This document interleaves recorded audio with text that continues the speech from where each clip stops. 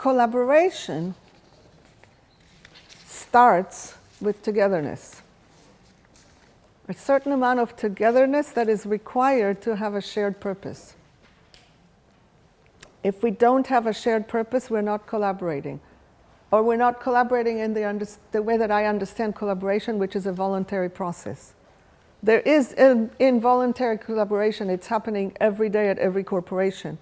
But I don't consider it collaboration because it's not willingly given.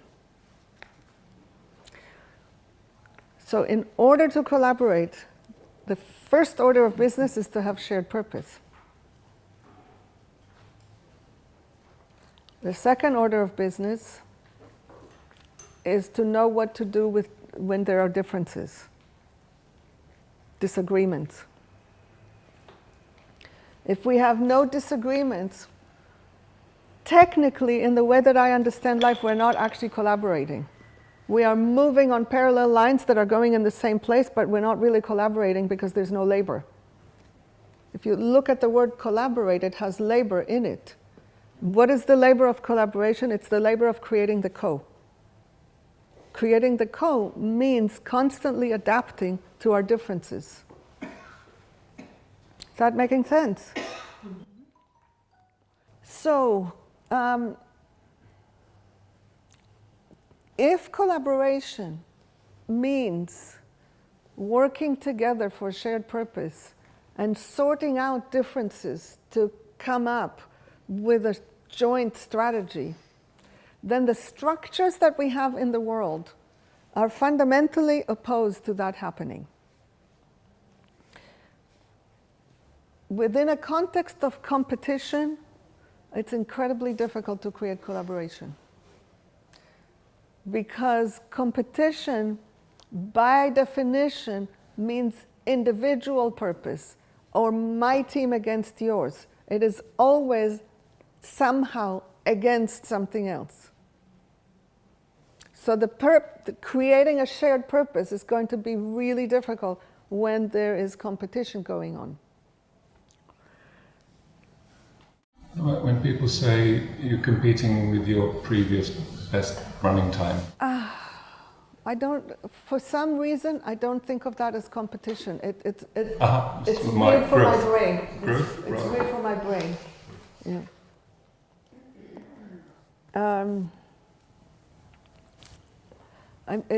It's interesting. I often think linguistically. In Hebrew, the word for competition has root connections both to other and to freedom. Interesting. So that's one obstacle to collaboration. The other one is the structure of command and control. And our current structures have competition horizontally, command and control vertically. There is some competition between levels, it's just added layers of complexity. But fundamentally, the person on the top tells everyone on the bottom what to do, and the people compete with their peers for scarce resources. In the closer we are to the corporate structure, the more pronounced it is. So now you look like somehow this is not reaching. I missed a bit. The competition horizontal, and then there was something else. Okay, so horizontally there's competition. Think of it, if we are in a corporation and there's several of us that are on the same level, only one of us can go up to the next level. And so we are constantly in competition with everyone else to go up, to get promoted, to get a higher salary, to get a higher assignment, something like this. And then up and down, there's downward, there's command and control.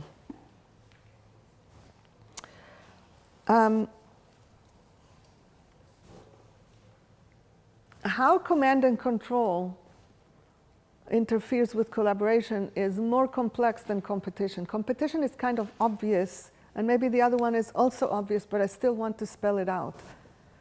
If I am in power, you are less likely to speak truthfully to me. And if you don't speak truthfully to me, we cannot collaborate. I'm also less likely to speak truthfully to you, but in other ways and more limited ways. In particular, there are 4 things that you won't tell me if you have less power. The first is your needs. If you remember from the previous segment, we were talking about how in societies that are stratified across wealth, the people who are in positions of power, their needs are prioritized. That is especially the case when we are in hierarchical structures. It's always the needs of the people on the top that are prioritized over the needs of the people at the bottom. It gets more complicated because the general social stratification gets reinscribed on hierarchical structures within corporations. So if you look at who are the CEOs of the world, you will find that they are overwhelmingly white male and global north. If you look at who are the lowest workers within corporations, they are overwhelmingly female, poor, and dark-skinned. So it's both separate dimensions and they get overlapped. So what that means is that we are all trained to see and prioritize the needs of the powerful. So if I am in a position of power, you are unlikely to give me information about your needs. That instantly compromises the degree of collaboration possible between us. Second thing you won't give me is your perspective on things. And this is one that is easy to illustrate. I am imagining that all of you who have ever worked in any kind of a large institution, if you have, know the experience of somebody up top making a decision to change how things function without asking the people in the field. And then the decision comes, and why didn't they ask us? They came up with something that can't work, and it's just going to take them months to realize that that's what happened. And that is a regular occurrence. How many of you have experienced it in some form or another? So you know what I'm talking about. The perspective either is not asked, or even when it's asked, there's a kind of lack of trust and apathy that is going to result in people not sharing their perspective. And because of that, incorrect decisions can be made. Decisions that are not actually going to carry out things in the best possible way. The third thing that you're less likely to give me is your ideas about how to do things, your creativity. So I'm deprived of wisdom in this way. And there is a mythology that wisdom emerges mysteriously through education, and the more elite the university, the more wisdom you have. I stand to differ. I invite any of us who have had any kind of higher education in whatever institution it is, who live lives of the mind, to go through one day in an impoverished part of, let's say, Mumbai, and see if you can actually get through it.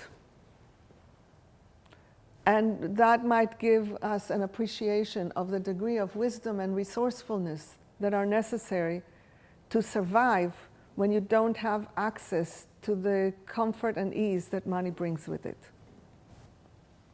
So there is a tremendous amount of resourcefulness, a tremendous amount of wisdom, a tremendous amount of capacity that are discouraged and go unnoticed.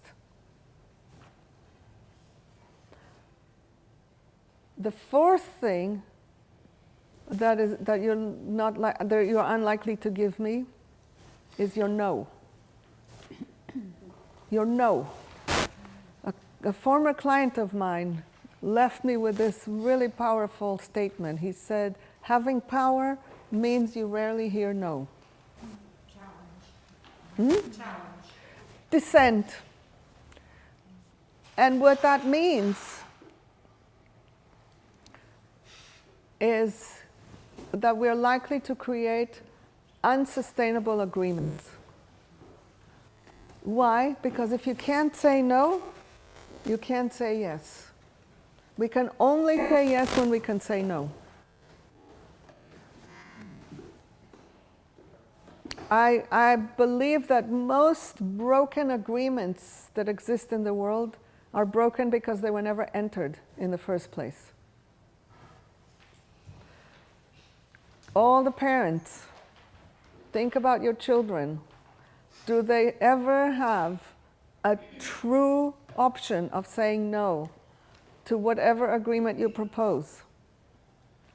I have a nephew who was raised in true power sharing.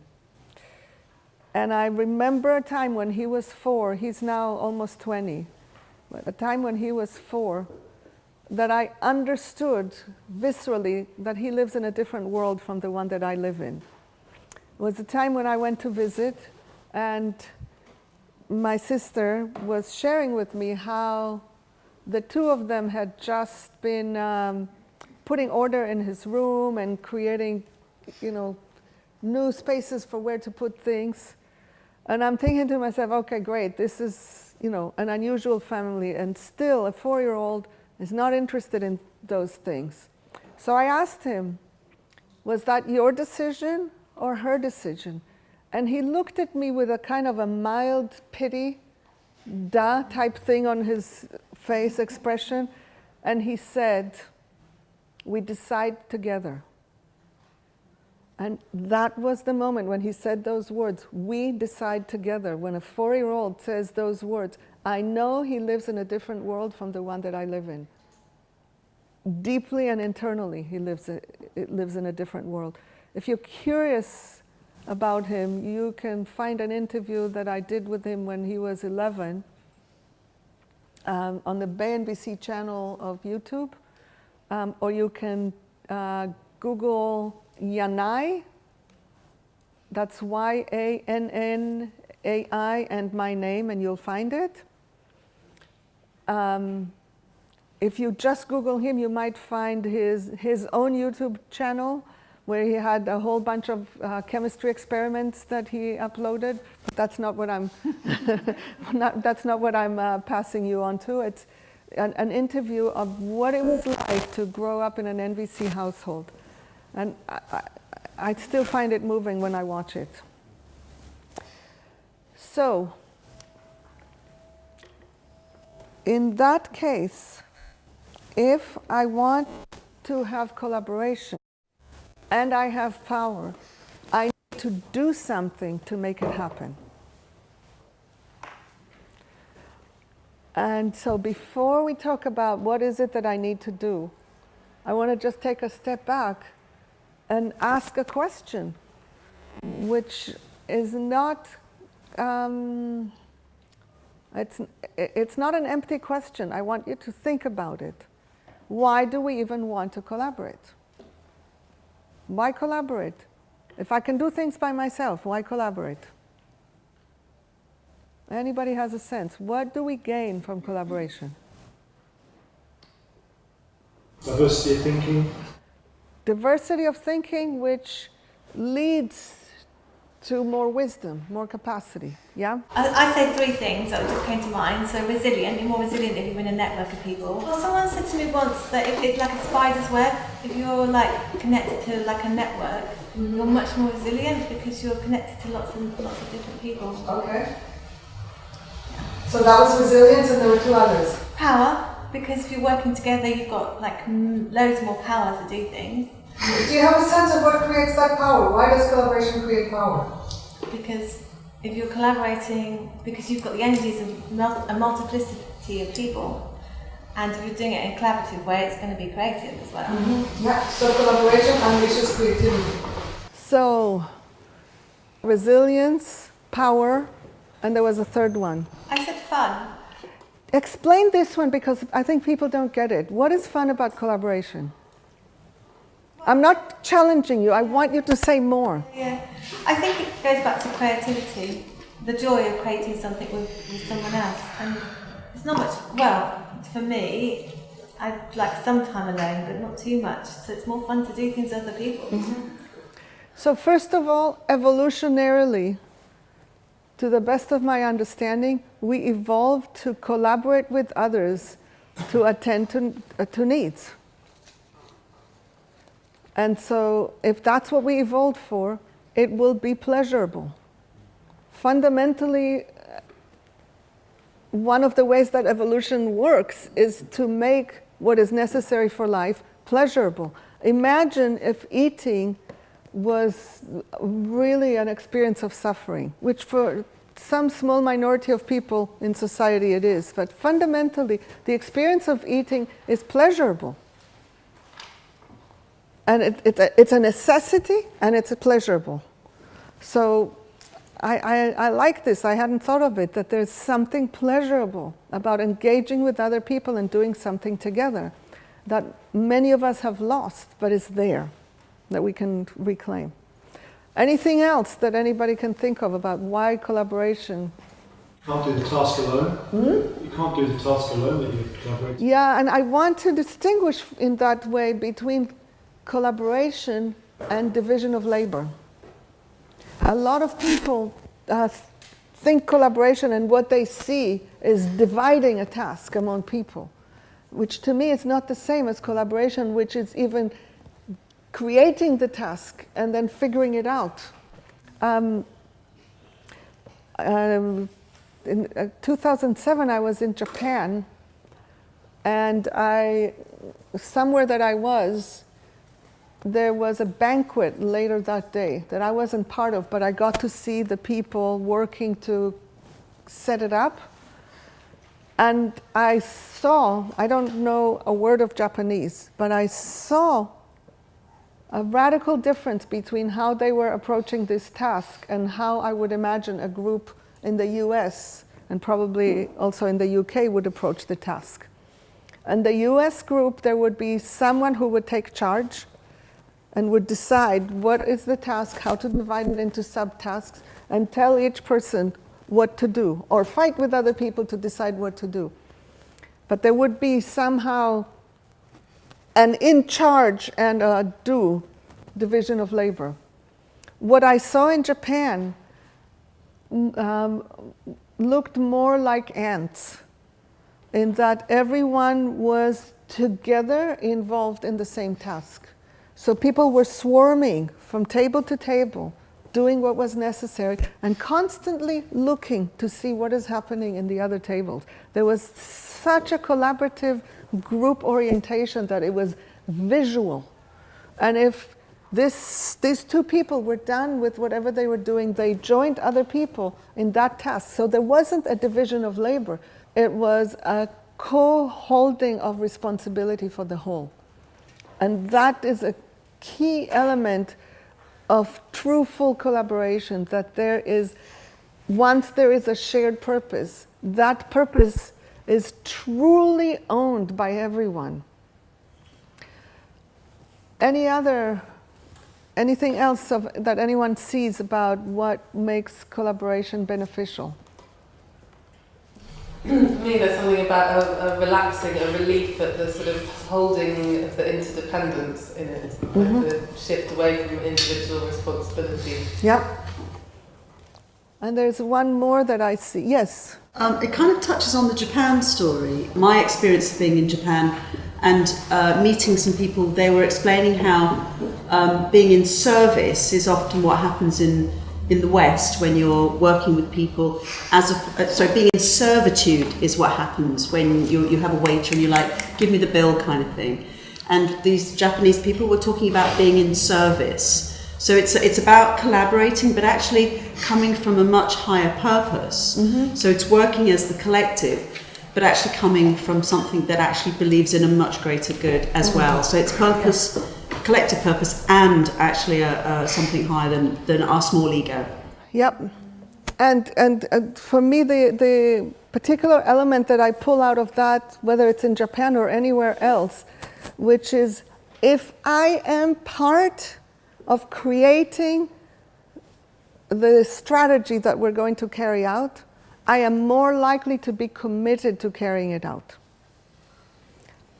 If Sophie decides what's going to happen and I just have to carry it out, and I was not part of somehow coming up with a design, I'm less motivated.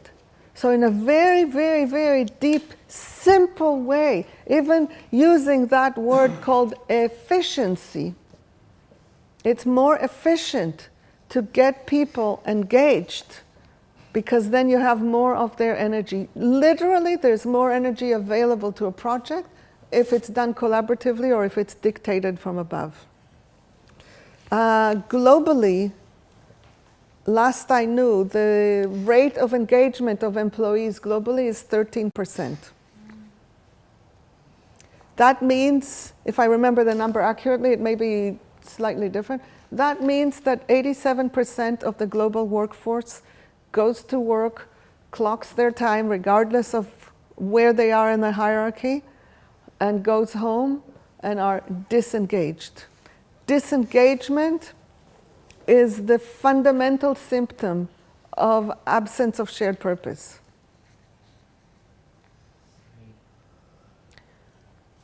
And for anybody here who is ever in a position to hire people, most employers make the terrible mistake of hiring people for skill.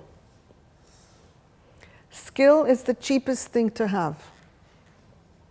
It's the easiest thing to compensate for. You don't have the skill, I send you to a training course. Unlike the mythology of university degrees, you don't actually need them in order to do most jobs. You need to have technical skills, and technical skills can be acquired much faster than university degrees. The only places where you really and truly need them is for academic endeavors, where those training programs are really necessary. So it is much more significant to hire people for cultural fit and for talent, and then train them for the skill. And cultural fit includes both purpose and values.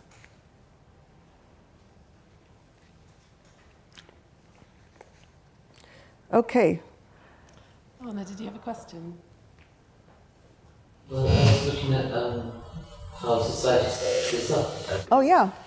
That you whole life to get to if you're in a frantic panic, it's not a pleasurable thing, whereas collaborating is a pleasurable thing. Yes. To get up and I really like coming here for me today was collaborating with Kerry over the past few days and these other days and coming up with you. But where work now separates you. Yes. You're expected to go to work, switch off from being that person that you left put the kids into the car or whatever it is that you do, and get that sorted. And then you've got to put this other hat on, be this robotic, carry out your tasks. And then you're expected at the end of work to call my money to go and buy drinks. I don't drink. I end up having to pay for drinks that I don't drink, for example. Yes. And so you're supposed to have this other side of you, that's my pleasure now, to disconnect from this job. Yes, and that deepens and deepens and deepens the idea that work is supposed to be suffering. If it's not suffering, it's not work. And pleasure is supposed to be useless. If it has use, it cannot possibly be pleasurable. And maybe some people might disrespect those but who actually enjoy it, which I spoke to, clearing up that mess, clearing up, making it look good so that his community, and he Yes. he feels satisfied that he's carrying out a task that other people look down on him because of those low birth suits. Yeah. Because you don't know what his qualifications are. This particular type of case that he shows. Yeah. Suffering and sweet. I'm not able to hear. So she everything found you're more suffering than sweet in the streets going to become the list that he was qualified to be. He found that that job for him at the time was a lot more suffering and demanding. Then he was motoring along with his cart and sweeping the streets and he looked down on him, not realizing what his actual qualifications were. Yeah. In particular, the thing that you were talking about is another thing that interferes with the possibility of collaboration, which is that we are trained, regardless of where we are in the hierarchy, we are trained to leave ourselves at the door when we come to work. To come in only with the professional part or with the worker part if we're not from the professional class. So it's a very complicated thing, because if you are considered a professional, part of what you are required to do is think. There is a way in which I have met many people who prefer to have menial jobs over professional jobs, for the reason that if I have a menial job, no one interferes with my mind. My mind and my consciousness, so it seems, remain mine. It's as if using just my body is less of an assault on my dignity than if I have to give my mind in service to something that doesn't serve life. All this is there anytime you want to collaborate with other people. And the more power you have, the more it's there, the more difficult it will be to create collaboration. So let's look at what it is that we need to do to be able to counter this and collaborate. And I'll start by telling you a story that some of you have heard before. That is the nature of things. Sometimes when I find a really good story, I manage to remember it, and then I tell it without having to think of a new story. So this is the story, actually the same client who taught me that having power means you rarely hear no. It was a food production company, and they had been working for some years on getting a contract with a large retailer. And finally, one of the days that I was there doing my consulting, the contract came. And it was one of those contracts that you work a lot to get, and then when it comes, it's like, oh my God, do we actually have the capacity to deliver? So he summoned everyone into the office who was having desk or semi-desk jobs. The 200 people on the production floor were not invited, which is a whole other story. Who do you collaborate with and who do you not? But within the universe that he created, it was about 25 people. He called them in. It wasn't a conference room. It was just an office. So everybody was standing, which adds to the kind of like tension and drama. And then he put the contract on a counter, took out his pen and said, "Is anyone not ready for me to sign the contract?" Now tell me, in the face of that question, would you say anything? Why? See if you can think about why. If you can unpack, what is it about the question that makes you not want to say anything? Because if you're the one who chooses to speak, then you feel like you're in isolation. You're the only one who's spoken, so it's as if you're not contributing to the collaboration and everyone else is. Yeah. Mm-hmm. Okay, any other reason? Wait, I want to hear. Sorry. It's also that you're saying you're not ready. It's like a negative. Yes. It has a negative Yes. connotation. This is a huge practical tip. One of the ways, and you will see as the story continues, One of the ways to make it easier for people to express dissent is ask the question in such a way that expressing dissent is a positive thing rather than a negative thing. I mean positive and negative literally in terms of yes and no, not good or bad, but yes and no. There's an exercise that I've heard of that I've never done, and I don't know that I will have the heart to do it, but you can visualize it easily. A group is divided into pairs, and within a pair, you time it for 1 minute. One person says to the other, yes, yes, yes, yes, for a minute. And then you time another minute and you go, no, no, no.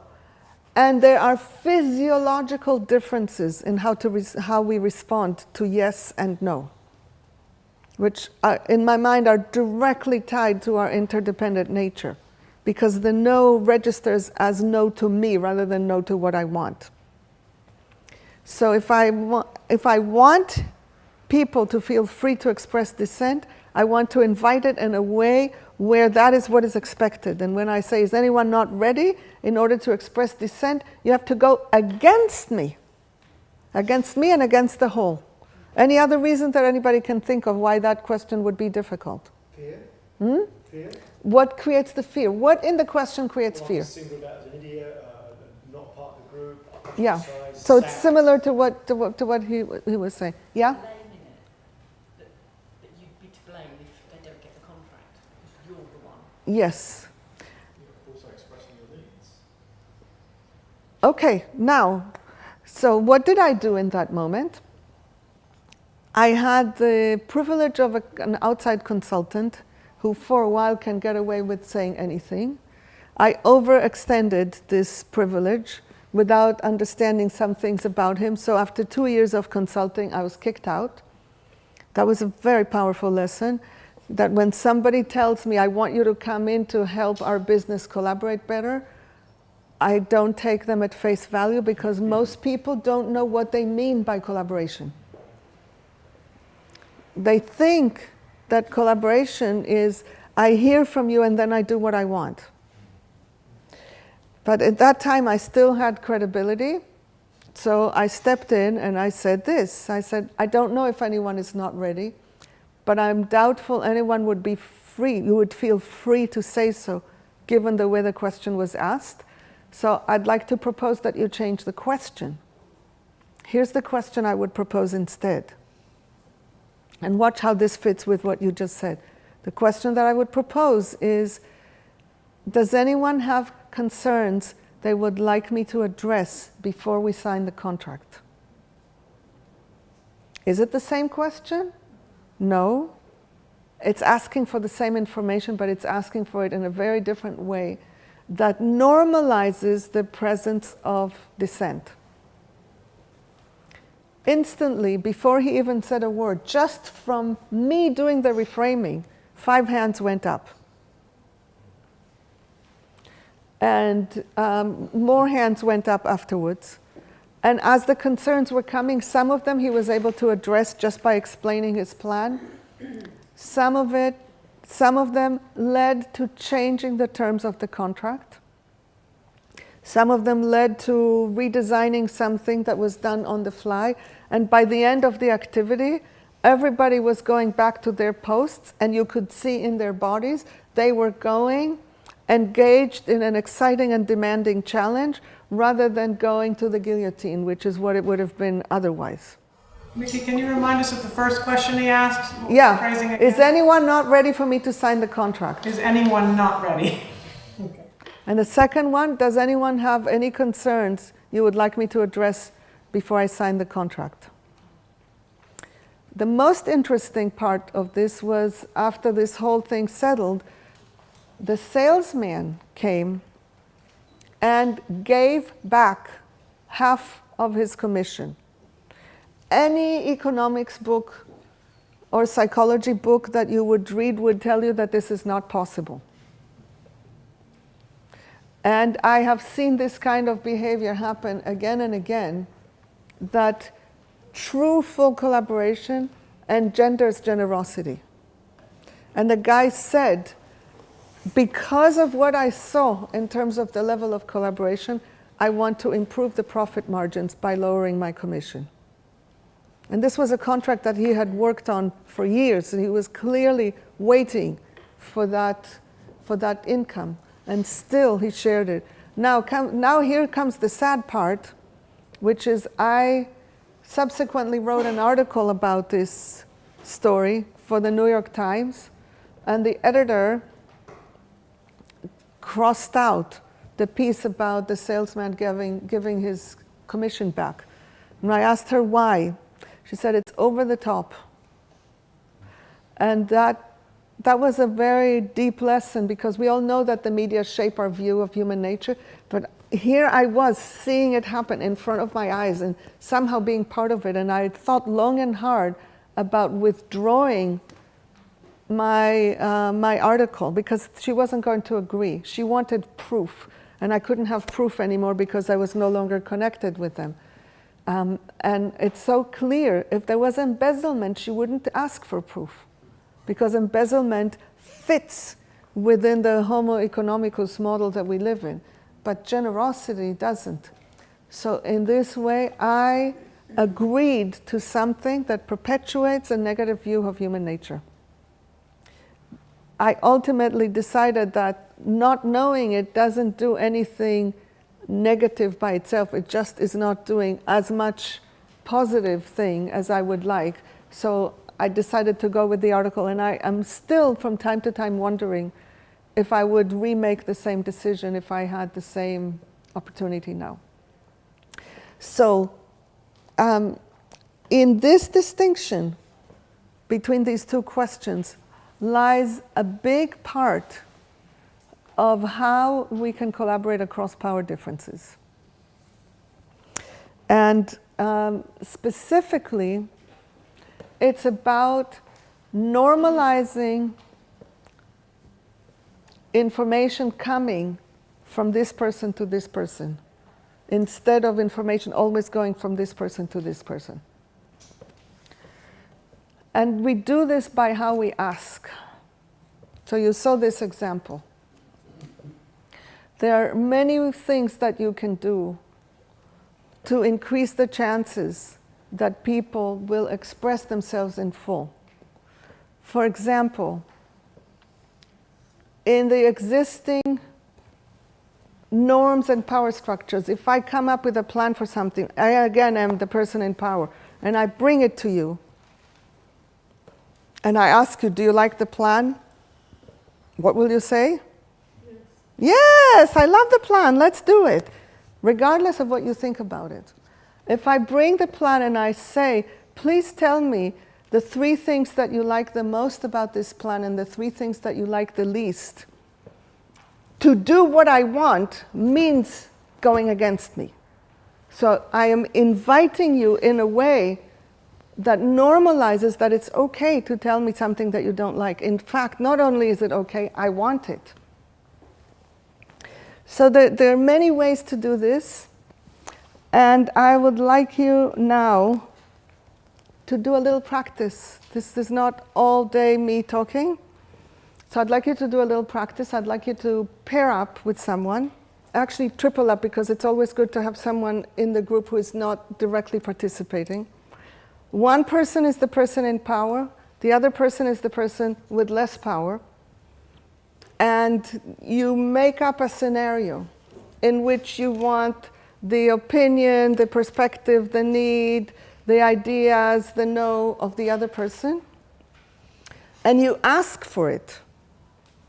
And the other person gives you feedback about how likely they are, if this was a real situation, to tell you the truth. And if your answer doesn't generate the truth, you work out how to change your question so that it's more likely to invite the person to tell you the truth. You just work it out in pairs. I trust your human capacities to come up with creative ideas here. And so you do one, and if you're done before the time for the activity is up, you can start a second one. I'm not anticipating that We will have time to do all 3 rounds, and it doesn't matter because whatever happens, I'm confident you will learn. Whether you are in this role or that role, you will learn something. Are you going to give us scenarios, or do we have to be sitting and do we have to think about them? A scenario is, I'm just making it up right now. Oh, fab. Okay, as long as I don't have to do that. No, you can do that. You have worked in your life. Haven't there been situations in which there were conversations that you were, either when you were boss or somebody else was boss? Yeah.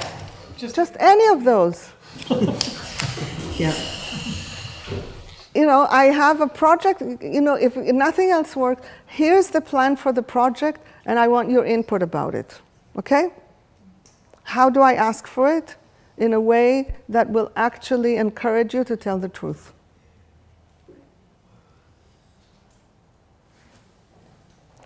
How long have we got for this? Let's do it for 15 minutes.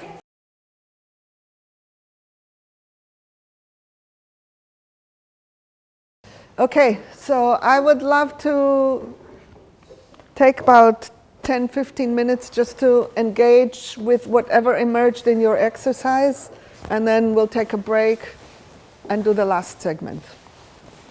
So, you were starting to say something. Are you willing to say it publicly? Yeah, definitely. I was playing the part of the person who was in power. And my scenario was that I had been asked by the board to find a way of being more approachable and communicative in order to collaborate better with the people who I employed.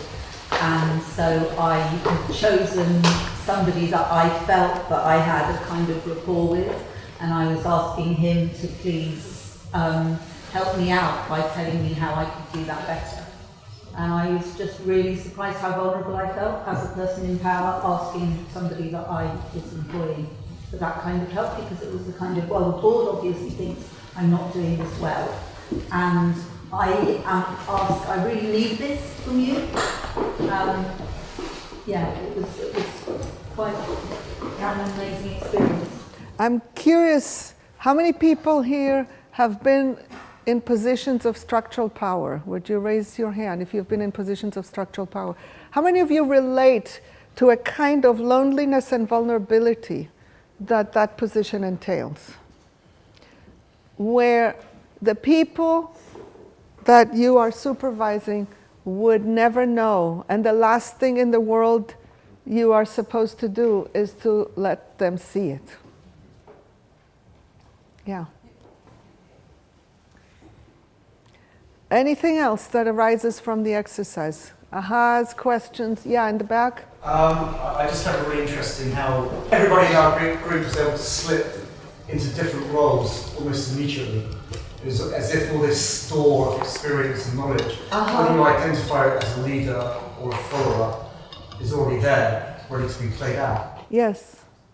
There's a pretty famous research that was done, I don't remember when, at Stanford, where a group of students, it's always undergraduate students who are participating in all the exercises, right? And that's supposed to tell us something about all humans. But that aside, they were divided into the proverbial 2 groups randomly. One group was prisoners and one group was prison guards. And they were set loose to play those roles. And the exercise was supposed to last 2 weeks and was stopped well before the 2 weeks because the level of abuse was too intense. And it was only seen as too intense because someone from outside came in, even the tutor didn't see it. Right. Right. And it was a woman who saw it from the outside, yeah, too. Yeah, it's like everybody got into this vortex and went in there and didn't see it, yeah. But also just quickly say to that, when we went into the sort of positive role model, that came up very quickly too. Yeah. What do you mean positive role? So the collaborative way of working together, yeah. talking together. But it's very interesting what you're saying about it's as if it's there ready for us to play. It's there from where? Where is it there from? my belief, it's there from 7,000 years of patriarchy. And from, progressively 7,000 years of patriarchy, somewhat less years of money and exchange, somewhat less years of capitalism, racism, and all these years of child rearing are ready within us to enter the roles. The roles come already with scripts. Yeah. Yes? In our trio, we noticed that actually the person in power wasn't necessarily feeling powerful. Wasn't? No. Yeah. And actually, the power is it's fragile, and actually the person potentially in that trio could be the one, the subordinate, who had the power in that dynamic, and that actually there was a apology and fear in the person of power as they make a request of whether that's going to be acquiesced to or not. Yeah. So the power dynamic isn't clear at all the way through the interaction. So I want to differentiate between a felt sense of power and an actual objective access to resources. So, part of the mystery of the system that we've created is that incredibly few people actually feel powerful, independently of how much access to power you actually have. To take one example, if you are a super rich person, you never know if anybody likes you. You have no way of knowing if anybody likes you or whether they are hanging around you because they want your money. You can't know that. Within a context of structural power, you do have specific powers, and I want to name what they are, which the employees will always know, and the employers will pretend not to know. The more, I don't even know what the labels would be on this side of the Atlantic, let's say liberal, progressive, left-wing, whatever the boss is, the more they will be disinclined to see their power. Because to see my power is to admit to myself that my needs are prioritized in relation to other people, which is something we don't want to do. So I will pretend that, I am benign, I am a good person, I will always listen to everyone, and yet my power comes from the structure in which I am. And it's the structure, not me individually, that interferes with collaboration. Here are the three powers that I have when I am the boss, let's say, the one in position of power. The boss or the parent. It almost is not, there's very little difference between the power of bosses and the power of parents. The main difference is the absence of relationship that exists in the family to soften it. So if I have structural power, I can limit your options. If I have structural power, I can limit your access to resources. If I have structural power, I can make your life miserable if you don't do what I want. Those are real, material, objective, external ways that I have access to power that you don't. Yes, I can limit your options. So, for example, I can tell you, you can have this position or this position or this position. You can work on this project, or this project. And those are your options. You don't have a different option if I don't give it to you. You can't just individually decide that you are working on another project from the ones that I've offered you. I can limit your access to resources. If your password doesn't give you access to certain parts of the database, it just doesn't give you access to certain parts of the database, and there's nothing you individually can do about it. I can, as the boss. That's the second. And the third is I can deliver consequences to you if I don't like what you do in a way that you cannot do to me. I can fire you. You cannot fire me. You can fire yourself, but you can't fire me. So, although there is this mythology that this is a contract between free and equal people, it is not. Yes, we both can exit the so-called contract, but lo and behold, the primary person who pays for exiting the contract, either way, is one person. The other person doesn't suffer the consequences to the same degree. So that's the power difference. I can make your life miserable structurally. You might be able to make my life miserable individually, but it's not in the structure. It requires you to be more clever than the structure, which children almost invariably are, more clever than the structure. Yeah. I want voice to be in this somewhere. Is there something about voice in there? In terms of, is that limiting your options? Like, I won't let you speak up or something? Yeah. Yeah. Yeah, yes. Yeah, I think the thing that struck us, at least me the most, is like how hard it was to like actually request honest feedback, because I think often we come into situations where we're talking about preparing a workshop and we're like co-delivering it with someone and we've put all this time into preparing this workshop, and then we're like, okay, now I'm like opening my work up for you to step in, and like being able to do that in like an honest way where they can really reflect on your work, and maybe, you know, we said words like maybe we'll feel undermined, or maybe, you know, it's just like so hard to find an invitation for feedback that felt really true. Mm-hmm. Yeah. Yes. We experienced a situation of trying to create a power with atmosphere within a power over paradigm. So when you're halfway down the chain of instruction giving and you're faced with giving